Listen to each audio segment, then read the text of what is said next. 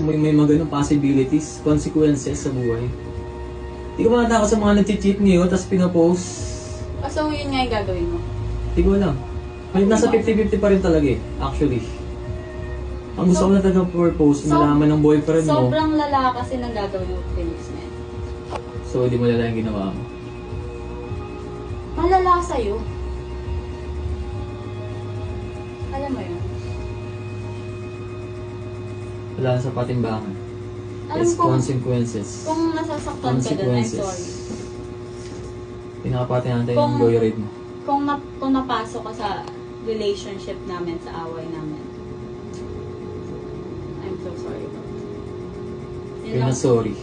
You're just sorry because you got caught. Kasi nahuli ako. Diba? Tama. Pero nagsasorry pa rin ako. Hindi ka sorry. Hindi ka sorry. Nakita ko sa matang. Hindi ka sorry. Ano bang gusto mo sabihin? No, wala. Alam ko kung ano lang yung sincere. Sa hindi. Wala akong hinihiling na mag-sorry ka. Wala kang hinihiling, so binibigay ko. Okay. You're not sorry. I'm so sorry sa nagawa ko sa'yo. You're not sorry. Yun lang. Sige na. Mag-isimba pa ako. Pagdadasal kita. Goodbye.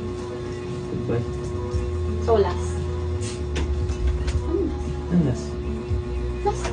Kaya nga. Kaya nga. Bye. Ano album natin? Wala lang. Tinitingnan lang kita. Kasi ngayon na lang ito nakikita. Ito na yung last time. Thank you. And thank you sa mga ginawa mo. Sige na. Natin ka pa ng joyride mo kanina pa. Sige na. Tinagit ako. Ha? Gusto mo na tayo hug last time? No. Wala na talaga. That's your last time. Okay. Good time. Bye. Wala bang tao dito?